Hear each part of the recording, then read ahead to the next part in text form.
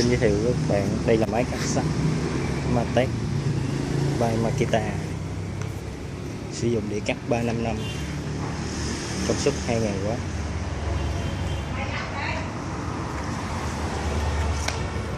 Đây là thông số của máy.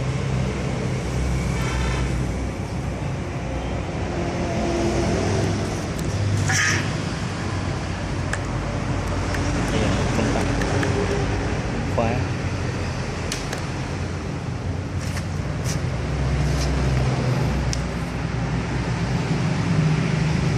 Đây là bàn cắt. Đây đồ của máy khá là thuận tiện.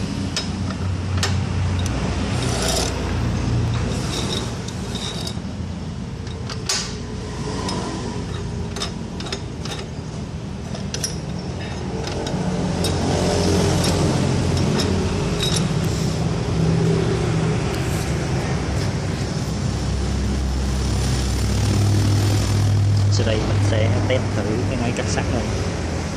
Đây, cấp nguồn cho máy.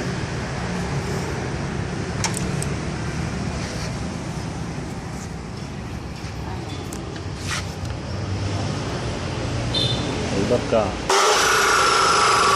Máy cá dịch với công suất 2000W.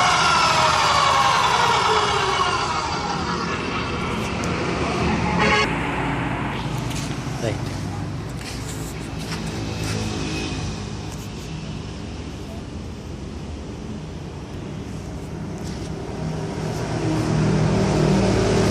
Đây mình sẽ cắt tông.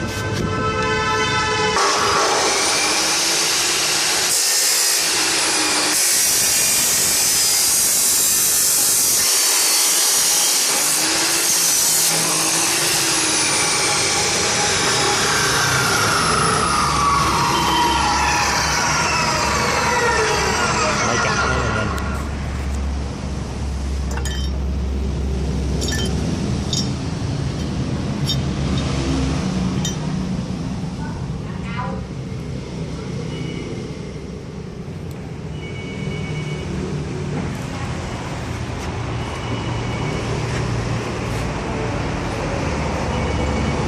Với tầm tiền khoảng 3 triệu ba, 2 triệu ba thì đây có thể xem là một cái máy rất đáng đồng tiền để làm